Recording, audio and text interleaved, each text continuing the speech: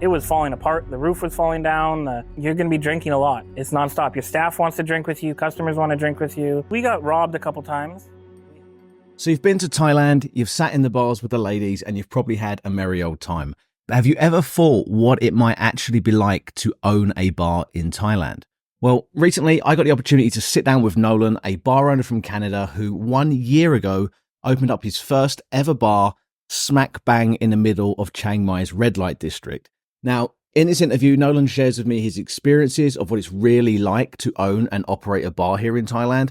We'll get into all of the highs, all of the lows. He holds nothing back. So make sure to stick around and watch this video to the end because this is one that you're not going to want to miss. My name is Nolan Deutsch. I'm from Canada, from Western Canada. I've been in Thailand for a little bit now. I was watching a lot of YouTube about Thailand, and it kind of always came up as the place I wanted to check out. And what was your plans for coming out here? Because I remember when you first got here, the goal was for you to work online, and your story's gone a little bit different. Yeah, a little bit. When I first came out here, I was still doing development, mainly doing app design and app development. That was the goal. I had a goal to make a web app, a new application for the oil and gas industry in Canada. And most of the first year, I pretty much spent doing that. Spent building out an application, designing it, trying to do a proof of concept for pitching it to companies. I was here probably 6-8 months and came to the end and decided to go back to Canada, tried to pitch the app to different oil companies, spent the entire summer trying to get up some business, get something together, and it just wouldn't work.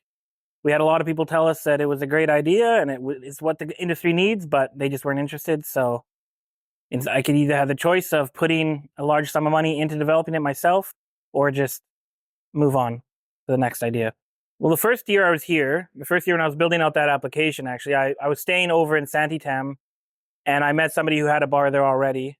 And kind of just being here, you kind of get the feeling that business is possible, that entrepreneurship is really something that's not that out of the question. And so she had a bar. I met somebody who had a bar there, and kind of that percolated in my head while I was back in Canada that I could actually come back here and open a brick and mortar business if that's what I wanted to do. So then you come back from Canada to Thailand and you go all in, or how did that come about? Yeah, I came back and I pretty much went all in. I just went for it. Like, I spent a little bit of time trying to find online work still, because it still was something that I was interested in doing, because opening a bar is such a large undertaking. It's such a thing that, you never know. You never know if you're going to be making money. You don't know how long it's going to take to make money.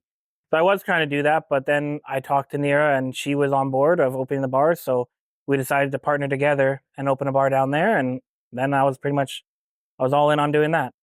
Was there any hesitation in doing this? Was Nira your girlfriend? Because sometimes people say, be careful if you're opening a bar with your girlfriend, you're going to lose all your money. There's so many horror stories about it. Was there anything that made you think twice before you did it? There was, but I think the nice part for me is Nira is not my girlfriend, and that made it a lot easier, because I think the big problem for opening a bar with your girlfriend is that, obviously it's contentious. If something happens between the two of you, there you go.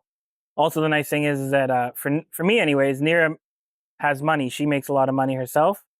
So it's not something that is solely reliant on me of being profitable or supporting the business. She can do it as well, because she has multiple businesses now around Thailand. And how would you go about that? So somebody was in your position, they're thinking about opening the bar themselves. What were the first steps you took to actually put this plan into motion? For me, you got to obviously you got to find a location. You got to find out where you're going to go, where you want to open your bar, and what kind of bar you really want to open. What are you looking to do? So my bar is down in the red light district, and that's a different type of bar than if you're just going to open it up in Nimon, in Santitam, wherever, if you want to open a Thai bar. So you got to find the type of bar, and then you got to find a partner. You got to find somebody you can open it with.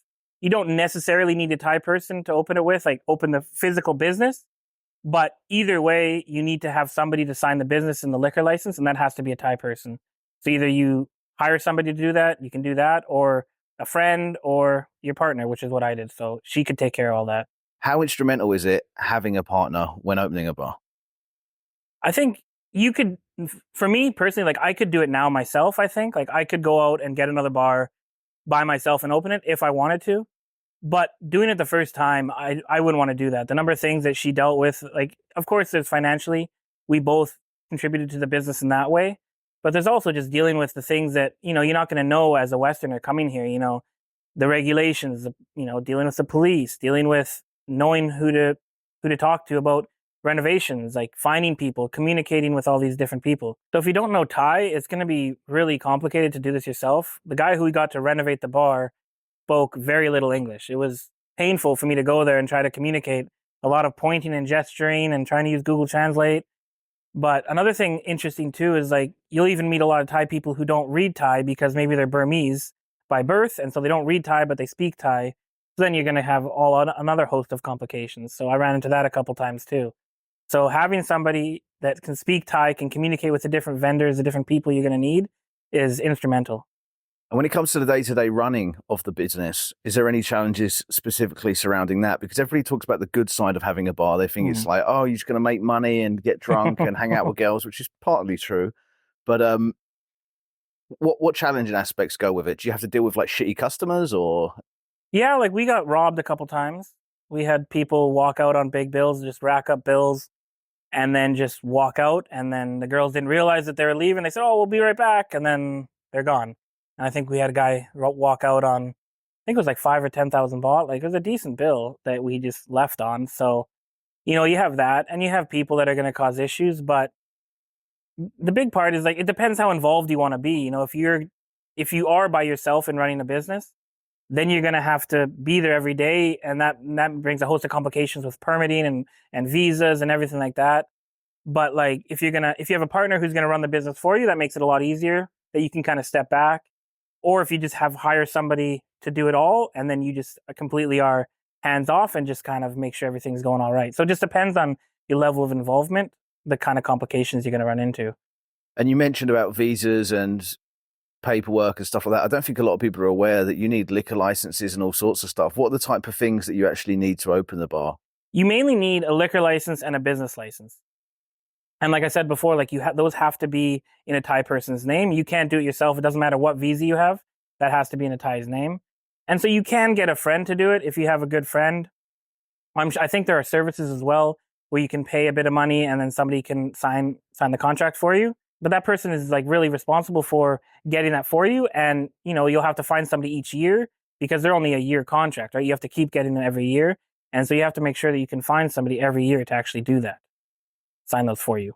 Right. Okay. So it'd be good. That's why you see a lot of guys go into it with their wives or their girlfriends, right? Well, and it depends too. Like some situations, like so down where my bar is, you don't actually have to own the bar because you're just renting it really from the landlord of the whole area. So you can sign a contract with him and then you have a bar, but that doesn't mean you have a license to actually run it. You have a space that you technically own, and you really just rent it. You have a key license. So in that situation, you don't actually need a Thai person on that contract.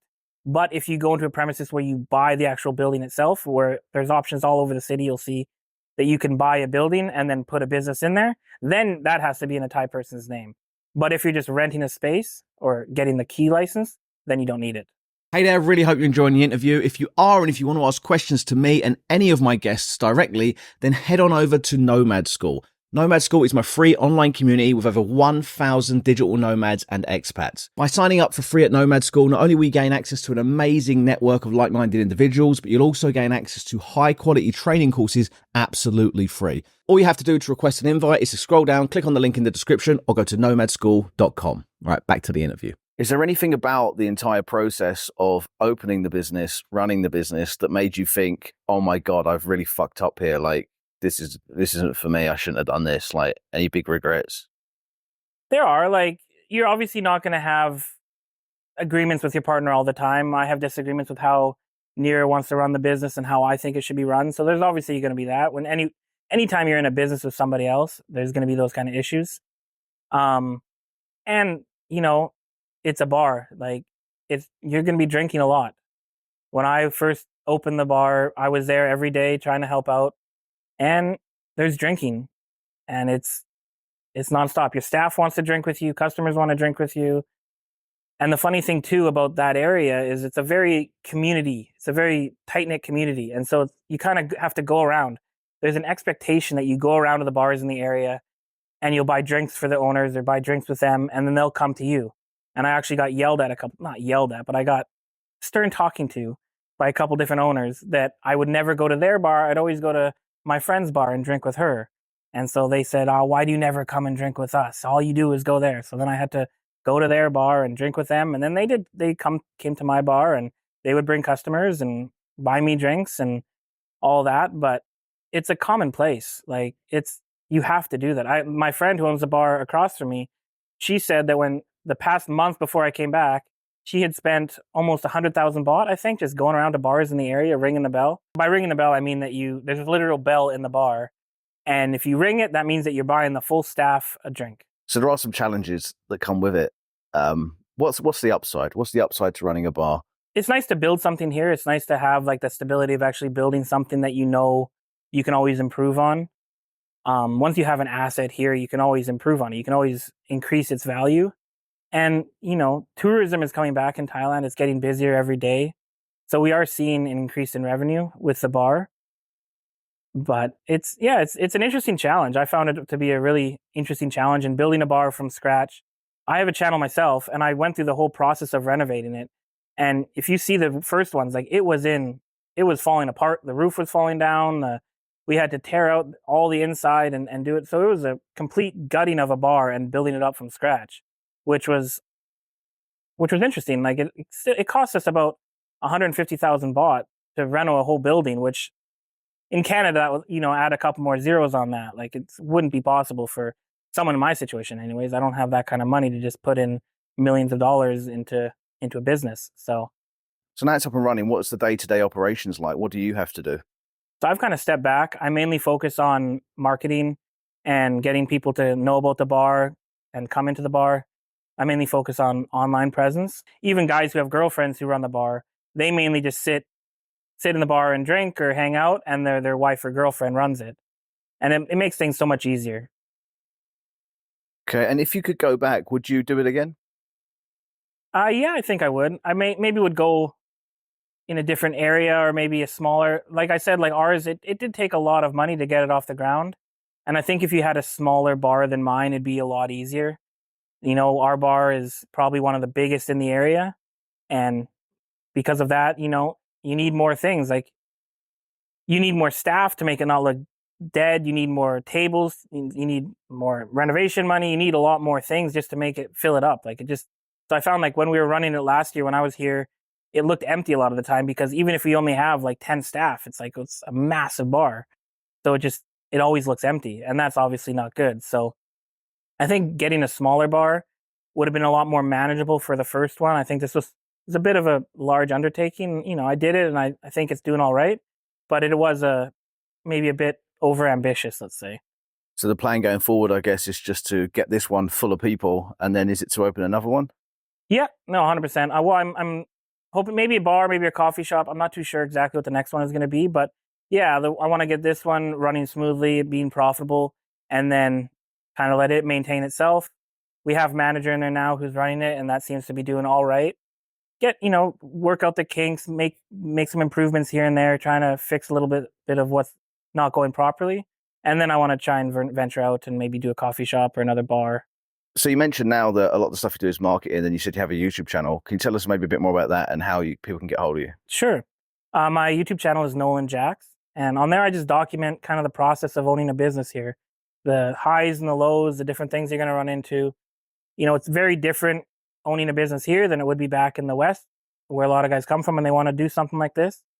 And, I have found that when I started my channel, I found that not a lot of people are talking about the business side. There's a lot of people talking about, the bar culture and having fun and partying and the girls, which is obviously amazing and a lot of fun. But I wanted to talk about more the business side of how, like the nuts and bolts on actually how to start a business, the things you need to do, the different avenues you have to go down, and the challenges you're going to run into. And your channel name was? Nolan Jacks. And it's on YouTube. So it's on YouTube, yeah. Yeah, go and check that out, guys. And Nolan, it's been great. Thank you very much. Cheers. Cheers.